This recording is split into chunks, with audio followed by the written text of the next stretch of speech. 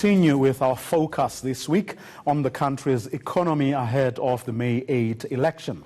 Now, all the people we have spoken to so far agree that without growth and job creation, our 5 trillion rand economy won't mean much for many South Africans.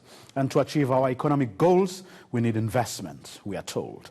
But if until now we haven't seen that level of investment, where do we expect it to come from after the elections? Well, to help us answer that question and more, we are now joined from our Cape Town studios by Economic Development Minister Ebrahim Patel. Good evening, Minister. Thanks very much for your time. I suppose before we can go outside the country and try to convince anyone to come and invest in our economy, we have to invest in it ourselves.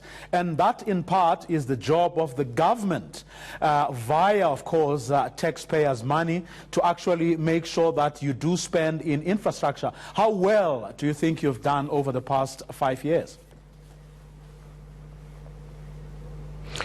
Vio, I think we've taken some solid steps, but we need to do considerably more. We're spending about R1 billion every working day invested in infrastructure. Today you may have noted that the President tweeted that we've built 447,000 houses over the last 5 years. But that's just one of about 20 areas of investment by government, ranging from roads to water to electricity and so on. Now, what this infrastructure does, it builds the foundation for inclusive growth in the economy. Some of it we can fund directly from national government, from the fiscus. Some we go to the money markets and we borrow that money. And some of it we have co-investment by the private sector, as we've seen with renewable energy. Now, over the last 5 years, our efforts has gone into trying to sustain the past levels of investment. But we need to do a lot more if we are going to realize the growth goals that you spoke about earlier. So one area that we've looked at, you may recall, and viewers may recall, that Minister Mboweni announced in February that we're setting up a new 100 billion rand infrastructure fund. And that will help to increase the level of commitment and resources available to the state to really drive infrastructure rollout. But there's also another area, and that is to get funding from elsewhere in the world. South Africa is a member of BRICS, the Brazil, Russia, India, China, and South Africa grouping. And BRICS has its own bank. Recently they had a meeting in Cape Town, and they announced there that they've committed some 21 billion rand to South Africa for infrastructure development. It's going to help consumers and citizens in Gauteng, because it will help to finance a major water project from Lesotho to pump water up to Gauteng. It will help with energy, so that we don't have these load shedding challenges that is absolutely critical. So the new development bank, as they are called, will put some money into cleaning up the coal industry. So part of it will be in the Medupi power station, and the other part will be for renewable energy.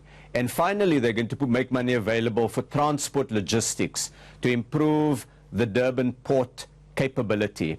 Okay, and those things together, water, energy, and transport logistics, will contribute to growth. Now, Minister, I mean, $1.5 billion from the BRICS Development Bank, 100 billion rand seed funding from our own coffers. But how is government going, whoever gets to inherit this after the 8th of May, how are they going to ensure that we get value for money? For instance, when you look at the housing problems we have seen over the past 20-odd years, those small RDP houses that fall apart in no time. What has been put in place to ensure that this money, one, is not going to go to the crooks, but two, we are indeed going to get good value?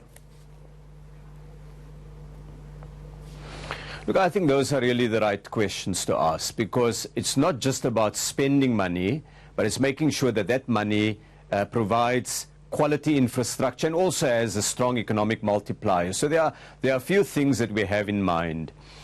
During the State of the Nation address this year, President Ramaphosa outlined what he called a new implementation model for infrastructure delivery.